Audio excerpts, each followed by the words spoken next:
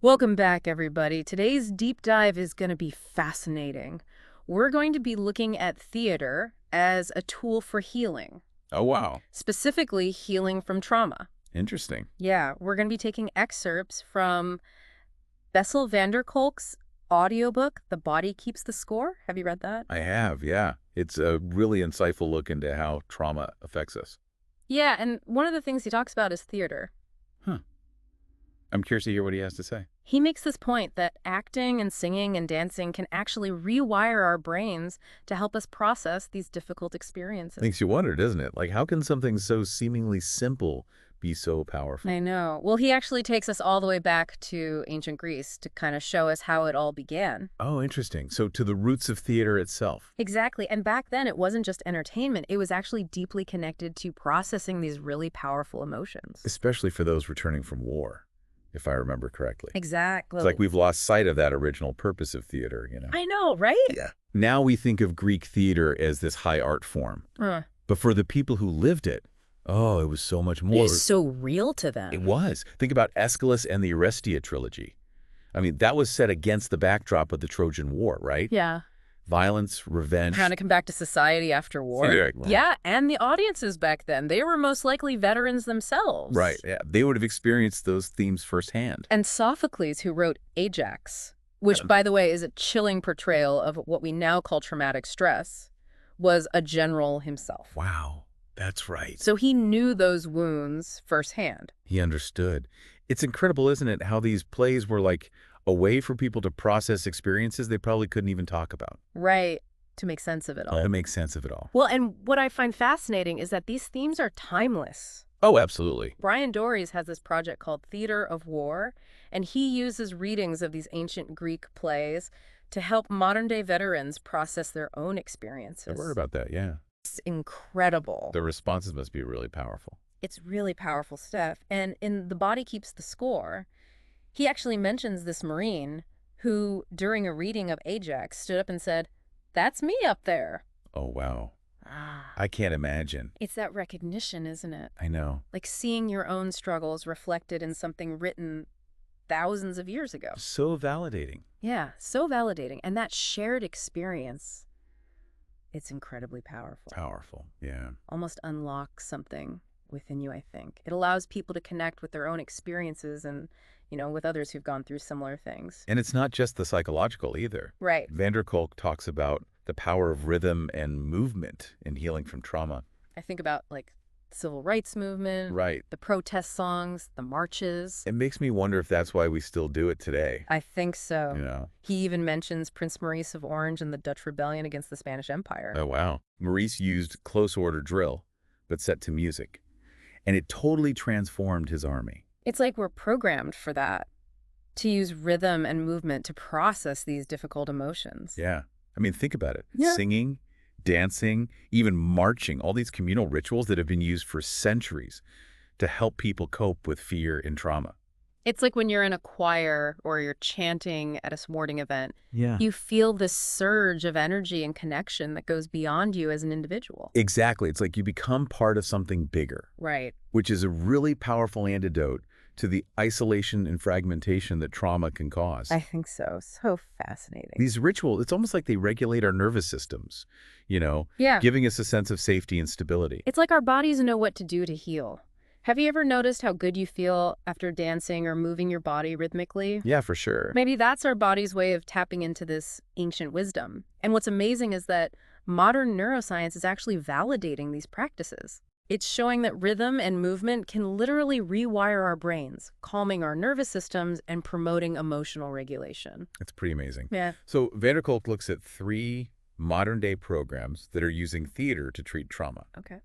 Urban Improv, the Possibility Project, Mm-hmm. and Shakespeare in the Courts. Mm. They all have unique approaches, but they all share these core principles, like confronting painful realities, Okay. engaging in symbolic transformation, Okay. and taking communal action. So they address the trauma head on, but also give people a way to work through it together. Yeah, exactly. That's cool. And the results are pretty amazing. What kind of results? Well, participants are able to express their emotions more freely. Mm-hmm. They learn to embody different roles, they build trust, and they develop a sense of agency.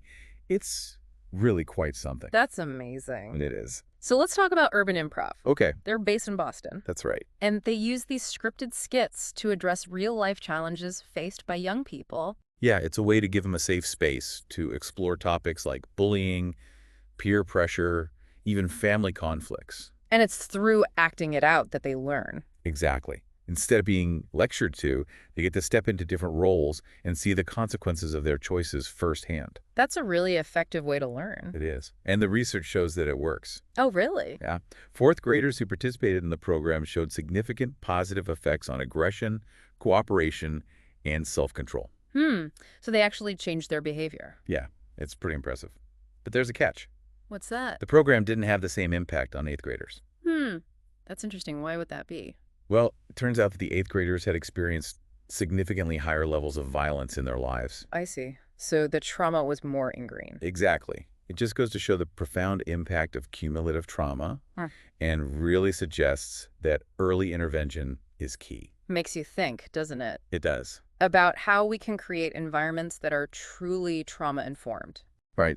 Environments that recognize the root causes of violence. And provide the support that kids and teens need to heal. Absolutely. We have a lot to think about. We do. Makes you wonder how we can best support those who've been through trauma. It really does. Let's talk about the Possibility Project. Okay, yeah. It's in New York City, and they focus on foster care youth. Oh, wow.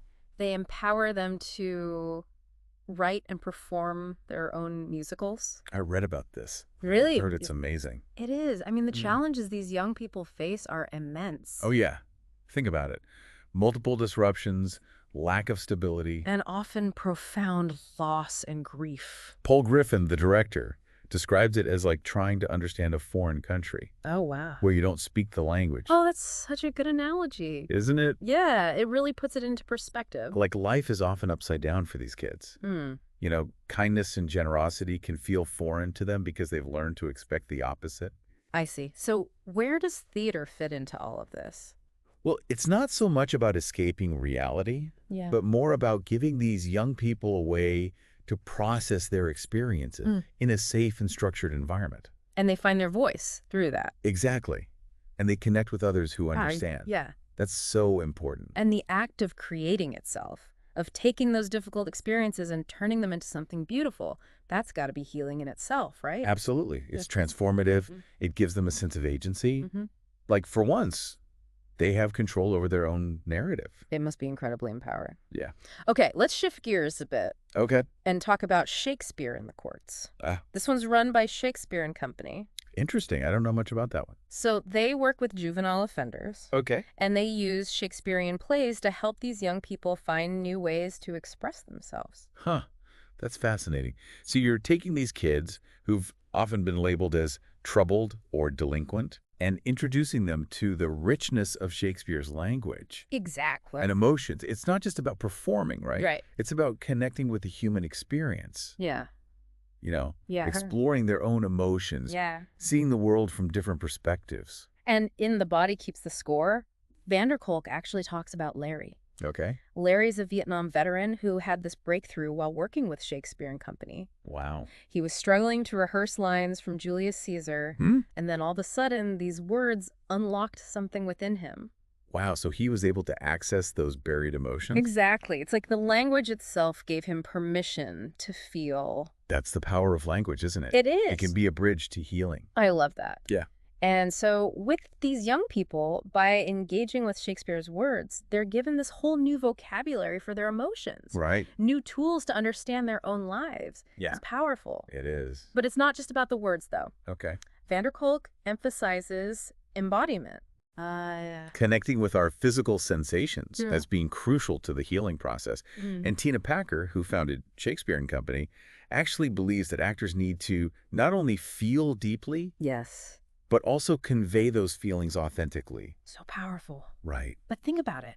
That requires a level of self-awareness and physical presence that a lot of trauma survivors have had to suppress. Right. So these programs provide a safe space for them to re-inhabit their bodies, to explore those physical sensations. It's like they're rediscovering the power of movement, Yes. of breath, Yes. of feeling alive in their own skin. Exactly. But what about those of us who aren't actors? I mean, are there takeaways here for us? Oh, absolutely. We can all benefit from paying attention to our bodies, Hmm. to our breath, to the way we move through the world. Noticing those subtle shifts within ourselves. Yeah, the gut feelings, Yeah. the physical sensations Yeah. that can guide us toward healing and wholeness. I love that. It's like we're reclaiming the wisdom of our bodies.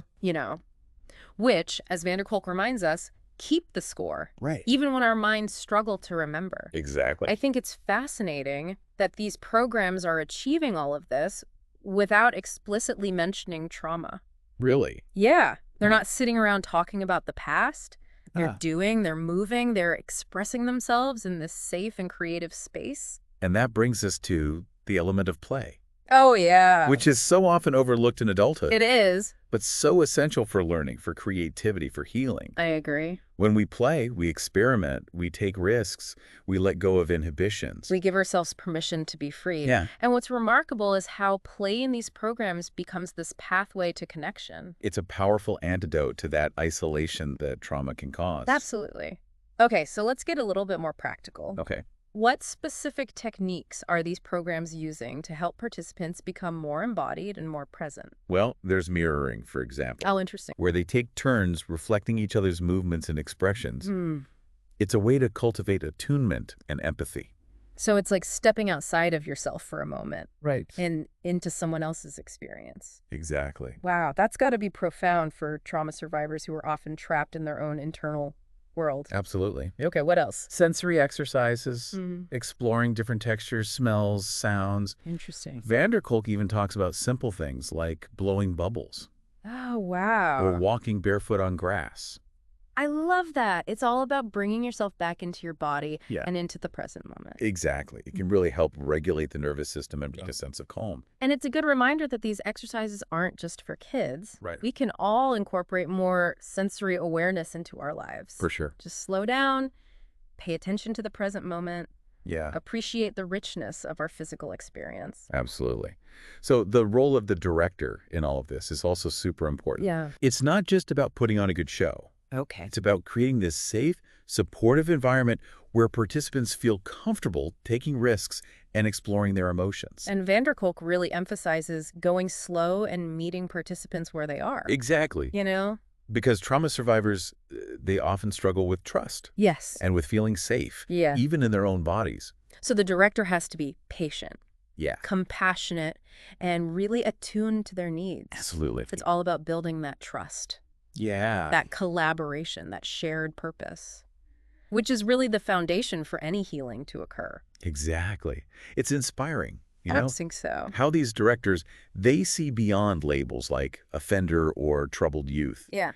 They recognize the potential within each individual, and they create a space where these young people can actually see themselves differently. Right. Discover their strengths. Exactly. Imagine a brighter future. And that's the power of theater, isn't it? It is. It's not about escaping reality. It's about creating a new one. Yeah. where healing and transformation are actually possible. Yeah. Okay, so we've covered a lot of ground here. We have. The ancient roots of theater as healing, Right. rhythm and movement, techniques to reconnect with our bodies and emotions. Right. But there's one more layer I want to explore. Okay. The role of language in healing from trauma. And van der Kolk says this, and I quote, "Trauma is about trying to forget, hiding how scared, enraged, or helpless you are.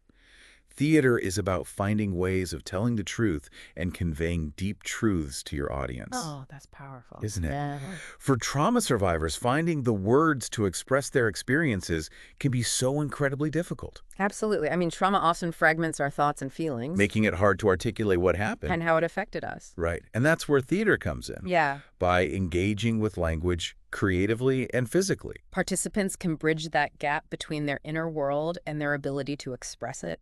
Exactly. So in Shakespeare in the courts, for example, they're wrestling with Shakespearean language, Right. expanding their emotional vocabulary, Yeah. and making sense of their own lives through that. And it's not just about memorization. Right. It's about connecting with the words on a really visceral level. And the directors actually use this technique called feeding the lines.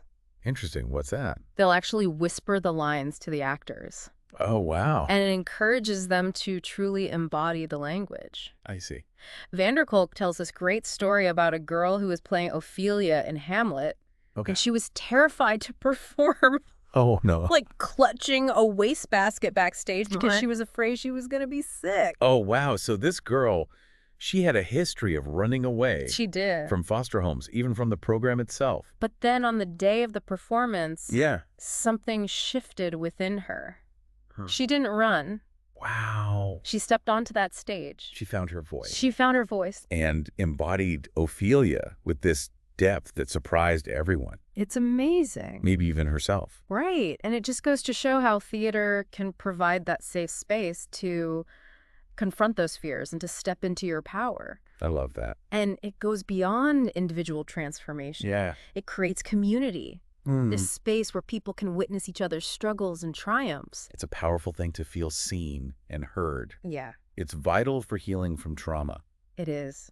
And it's a reminder that we're not alone in our pain. Absolutely. And that there is hope for a brighter future. Yeah.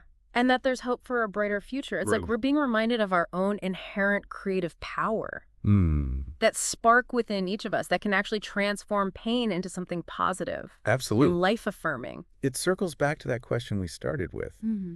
What role does creativity play in your own life? Right. And how could you use it to work through difficult experiences? And it doesn't have to be theater, right? No, not at all. It could be painting, writing, dancing, playing music. Right. Any form of expression that allows you to connect with yourself Yeah, and share that with others. exactly. The key is finding what feels right for you. Yeah. What allows you to feel both safe and empowered. Mm. What helps you tap into that wellspring of creativity that we all have within us. I think that's a perfect note to end on. It is. As we come to the end of this deep dive into the healing power of theater, Mm. I'm left feeling incredibly hopeful and inspired. Me too. Mm. It really speaks volumes about the resilience of the human spirit Yeah. and the enduring power of art to heal and transform. And maybe it's a call to action for all of us to Yeah. create more spaces where healing and connection can thrive. Absolutely. Spaces where we can find our voices, Yeah. share our stories, and rediscover that simple joy of being alive. Keep exploring, keep creating, Yeah, and keep diving deep into the mysteries of being human. absolutely. We'll be back soon with another deep dive, but until then, take care and keep those creative fires burning.